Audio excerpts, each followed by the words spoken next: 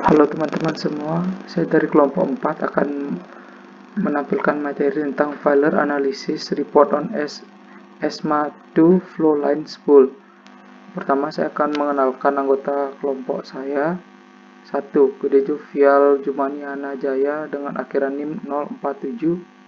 2. Diki Mahaputra Dewayana dengan akhiran NIM 050. Dan saya sendiri, Inyoman Diki Dartawan Putra Nugraha dengan akhiran NIM 063. Hari ini kita akan menganalisa dampak dari penetrasi yang berlebihan di jalur root terhadap umur pipa dengan menganalisis penyebab rusaknya salah satu jaringan gas di satu perusahaan minyak besar di Mesir 10 tahun yang lalu. ESMA adalah sumber produksi minyak dan gas yang mengalami kegagalan pada pipa yang berdiameter 4 inch yang terjadi pada 14 Oktober 2004. Sumur tersebut telah beberapa kali ditutup sejak akibat kebocoran pada sistem produksi. Di kedalaman sekitar 50 meter di bawah permukaan laut, dengan kebocoran gas dan pemeriksaan pertama mengasumsikan kebocoran itu berasal dari zona las. Nah, ini adalah welding skematik dari ini adalah skematik welding dari saluran ESMA itu sendiri, terdiri dari 8 pengelasan yang ditandai dengan simbol W1 hingga W8. Material ini mengalami kegagalan pada bagian W3, meskipun demikian pada pengelasan yang lainnya pun mengalami korosi sehingga akan mempengaruhi kinerja material tersebut. Analisa awal terjadinya kegagalan material. Analisa dilakukan setelah penyebab kegagalan yang terjadi didapatkan. 1. Tidak adanya korosi atau retak di permukaan luar tabung, kecuali pada bagian lasan yang rusak. 2. Pemeriksaan internal tabung menunjukkan adanya korosi di kedua sisi area lasan dan di beberapa lasan korosi meluas hingga kedalaman las itu sendiri seperti ditunjuk pada gambar. Lanjutan analisa awal terjadinya kegagalan material. Pemeriksaan internal pada beberapa pengelasan yang relatif baru menunjukkan adanya ketidakteraturan di zona akar atau root, serta adanya penetrasi berlebihan beberapa area selain erosi di kedua sisi undercut akar las. Analisa awal terjadinya kegagalan material. 1. Tidak adanya general corrosion atau korosi umum yang diamati pada permukaan bagian dalam tabung. Analisa terhadap 2 sampel produk korosi, 1 dari bagian dalam tabung dan yang lain dari kedalaman daerah korosi di samping lasan, menunjukkan adanya konsentrasi senyawa sulfur dan senyawa klor di kedalaman daerah korosi. Penyebab terjadinya kegagalan. 1. Penetrasi berlebihan ke dalam lasan dan tidak keteraturan garis akar menyebabkan turbulensi dan pusaran gas pada kedua sisi lasan, dan pada tingkat yang lebih besar pada sisi yang berlawanan dengan aliran gas. Slurring di garis akar, arus eddy atau eddy current menyebabkan perbentukan area sempit dan celah dengan kedalaman yang berbeda-beda di kedua sisi lapisan. Efek yang ditimbulkan munculnya celah yang dalam dan sempit ini menyebabkan peningkatan konsentrasi zat asam seperti sulfat dan klorida, dan kemudian perubahan tingkat pH di daerah tersebut menyebabkan awal terjadinya korosi kimia. Korosi pada lasan diakibatkan juga oleh korosi mekanis, yaitu pusaran arus dan turbulensi dalam pergerakan gas. Selain korosi kimia yang diakibatkan oleh peningkatan keasaman di beberapa area. Efek yang ditimbulkan, korosi ini menyebabkan pengurangan ketebalan lasan dan dengan demikian menyebabkan pemisahan bagian tabung. Berdasarkan hasil yang diperoleh dalam penelitian ini, kegagalan ESMA dapat dikaitkan dengan 1. Kecepatan penetrasi general corrosion karena operasi pengelasan yang tidak tepat pada bagian root. Penetrasi arc busur las yang dilemahkan dan kelebihan arc las pada bagian akar, maksudnya ini ampernya pada saat kita melakukan pengelasan di bagian root dari pipanya itu menyebabkan pemasukan panas yang tinggi, yang bisa jadi juga penyebab utama kondisi aliran turbulen lokal yang tercipta di sekitar lasan lingkaran dan mengakibatkan kegagalan erosi dan yang dipercepat ini melalui struktur heterogen, tekanan termal khas, dan garis busi. Nah, ini ada gambaran kalau pengelasan di mana penetrasinya terlalu berlebihan pada bagian root. Nah, ini ada tabel kimia basis dari metal dan metal untuk pengelasannya. Dan itu adalah hasil uji tarik. Nanti perpatahan yang terjadi bisa dilihat teman-teman. Habis itu metode pengelasan berkualitas. Selanjutnya metode pengelasan berkualitas dalam proses pengelasan dan pemeriksaan akar las sebelum operasi akan dibahas oleh teman saya, Gede Jovial. Terima kasih.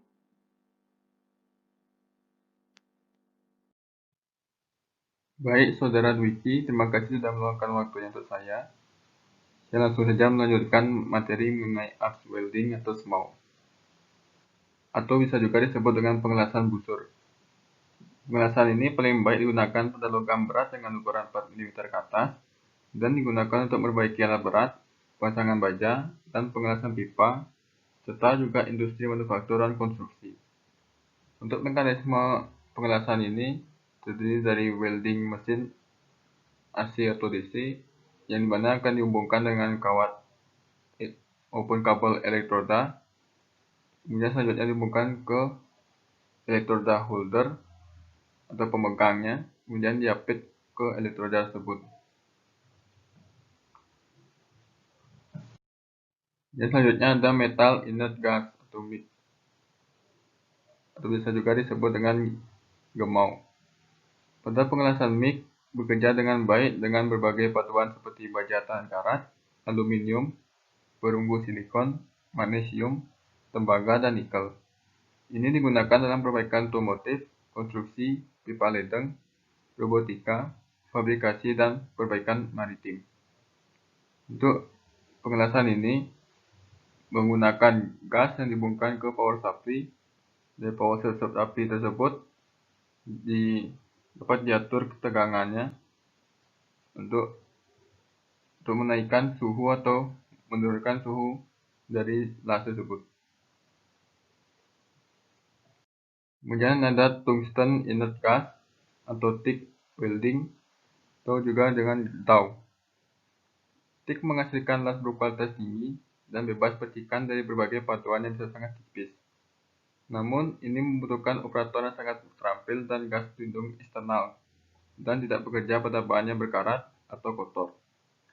Pengelasan TIG paling baik digunakan dalam pengelasan kedirgantaraan, pembuatan kendaraan, sepeda motor, dan sepeda. Dan juga pada pipa dan pengelasannya dilakukannya harus melakukan presisi yang tinggi. Berikut adalah ada gambar contoh menggunakan plastik itu sendiri, yang dimana mereka melakukan pengelasan pada dua buah pipa baja yang disatukan di tengah-tengahnya. Untuk mekanisme pengelasan ini sendiri terdiri dari gas silinder yang dihubungkan ke power supply, baru kemudian ke alat pengelasan tersebut. Di power supply tersebut juga menggunakan cooling water untuk mendinginkan alat tersebut supaya tidak terus pada saat dilakukan pengelasan secara terus-menerus. Kemudian ada flux cored arc welding. Metode pengelasan ini mirip dengan SMAW, kecuali metode ini menggunakan flux berisi kawat tubular sebagai pengganti kawat padat. Itu bisa berpelindung diri atau berpelindung ganda. dengan gas eksternal tambahan. Ini digunakan dalam pengelasan material tebal, perbaikan alat berat, dan konstruksi serta dalam pemasangan baja. Untuk mekanismenya itu sendiri hampir sama dengan SMAW, cuman yang berbeda adalah flux yang berisi kawat tersebut yang terlihat seperti gambar. Kemudian ada pemeriksaan dan pengujian las agar pada saat material yang akan digunakan beroperasi agar bekerja secara optimal, sehingga diperlukan pemeriksaan dan pengujian las. Pada pengujian dan pemeriksaan ini, pengelasan dilakukan untuk menjamin kualitas lasan yang dibuat sesuai dengan ketentuan dan standar yang digunakan. Pemeriksaan tersebut dilakukan selama proses pengelasan, baik itu sebelum pengelasan, selama proses pengelasan, dan setelah pengelasan.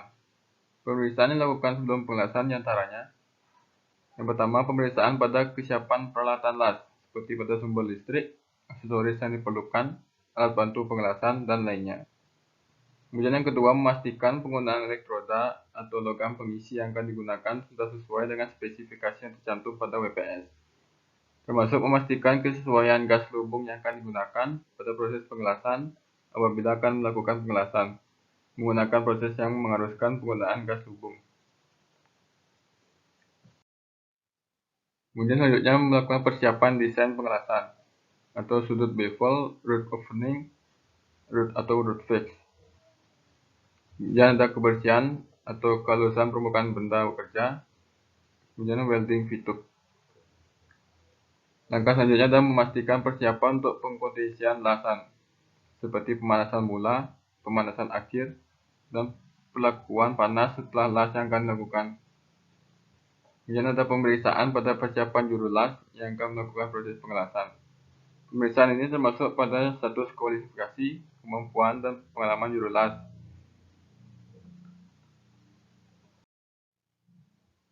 Kemudian materi selanjutnya adalah keseluruhan persiapan sebelum pengelasan diperiksa dan pelaksanaannya harus diobservasi.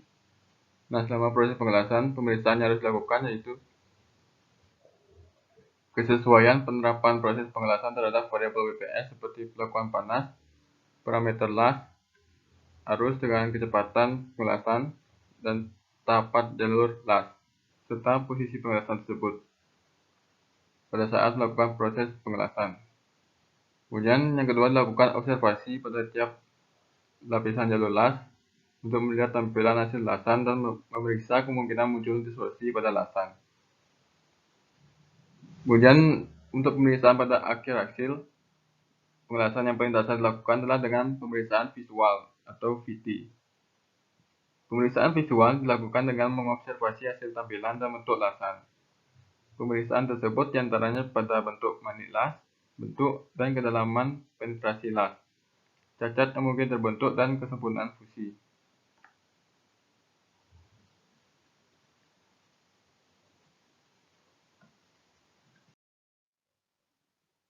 Baik, selanjutnya presentasi akan dipaparkan oleh Saudara Diki.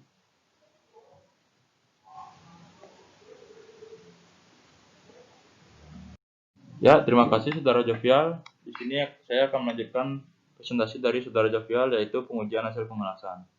Setelah proses pemeriksaan visual, perlu dilakukan pengujian pada hasil lasan. Pengujian tersebut terbagi dalam dua proses utama, yaitu proses destruktif dan proses non-destruktif. Yang pertama, pengujian destruktif. Pengujian destruktif dilakukan dengan pengambilan spesimen uji dari produk hasil lasan, tidak pada produk keseluruhan, kecuali pada produk berukuran kecil, dan dilakukan pengujian yang bersifat merusak terhadap spesimen uji tersebut. Yang beberapa di antaranya adalah pengujian kimia atau chemical test. Pengujian kimia dilakukan untuk mengetahui sifat logam las dengan metode analisis kimia kandungan logam, uji korosif, dan uji hidrogen terfusi. Pengujian mekanikal atau mechanical test. Pengujian mekanikal dilakukan untuk mengukur sifat dari logam yang telah dilas. Beberapa di antaranya yaitu uji tarik atau tensile test, pengujian untuk mengukur kekuatan akhir dari sambungan las kampuh, uji tekan, bend test, dilakukan untuk mengukur tingkat kebaikan struktur dan elastisitas sambungan las kampo. Uji kekerasan atau hardness test. Pengujian ini dilakukan untuk mengukur kekerasan, baik ketahanan terhadap pemakaian mekanis maupun keelastisan material. Terdapat 4 jenis metode untuk mengukur kekerasan, yaitu Brinell, Rockwell, Vickers, dan Shore. Uji tumbuk atau impact test. Pengujian logam las untuk mencapai titik rusaknya dapat diketahui dengan melakukan uji tumbuk. Pengujian yang umum digunakan yaitu metode Charpy-V-Nuts. Lalu ada pengujian struktural atau structural test. Pengujian struktural pada benda uji dilakukan untuk mengetahui struktur yang terbentuk pada benda uji. Lalu ada pengujian struktur makro. Pengujian ini dilakukan langsung dengan mata telanjang untuk memeriksa penetrasi lasan, bentukan lapisan las, ukuran dari daerah pengaruh panah atau hatch, dan kemungkinan munculnya cacat las. Spesimen uji diambil dari potongan benda kerja dengan permukaan halus yang dilapisi cairan asam yang sesuai contoh. Sebagai contoh, 5% picric acid atau nitric acid untuk baja karbon dan baja paduan rendah. Lalu, selain itu adalah pengujian struktur mikro. Pada pengujian struktur mikro, potongan spesimen uji yang dipoles halus dan dilapisi cairan asam dianalisis strukturnya menggunakan mikroskop optik dengan kebesaran 100-1000 kali. Pengujian dengan menggunakan mikroskop elektron dapat dilakukan pemeriksaan dengan pembesaran di atas 1000 kali sampai jutaan kali. Dengan pengujian ini dapat dilihat struktur mikro yang terkristalisasi, retak kecil, dan inklusi pada spesimen uji. Lalu ada pengujian non-destruktif. Pengujian non-destruktif dilakukan dengan menguji hasil lasan tanpa merusak produk hasil lasan. Beberapa di antaranya yaitu pemeriksaan radiografi dengan melakukan pemeriksaan radiografi atau radiographic examination. Pemeriksaan ini dilakukan dengan menggunakan X-ray atau gamma ray. Pemeriksaan radiografi dapat menampilkan cacat las seperti retakan, fusi tak sempurna, terak, dan porositas. Proses ini harus dilakukan oleh interpreter radiografi tersertifikat. Toleransi kecacatan yang muncul pada hasil las mengacu pada absentance standar sambungan las yang digunakan. Lalu ada pemeriksaan ultrasonik atau UT. Pada pemeriksaan ultrasonik digunakan gelombang suara berfrekuensi tinggi. Gelombang tersebut ditembakkan ke benda kerja untuk mendeteksi kecacatan permukaan atau bagian dalam lasan. Kecacatan las dideteksi dan dianalisis dari pantauan gelombang yang ditembakkan, seperti pada gambar.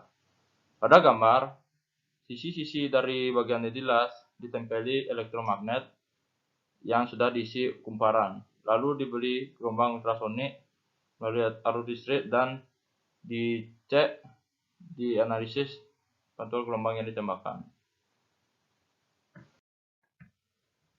Selanjutnya ada partikel magnetik atau MC. Pengujian partikel magnetik dilakukan dengan melihat garis gaya dari serbuk kering atau cairan suspensi magnetik yang terbentuk dari medan magnet yang ditimbulkan pada permukaan produk lasan. Metode ini dapat mendeteksi cacat seperti retakan dan porositas dari bentuk garis gaya magnetnya.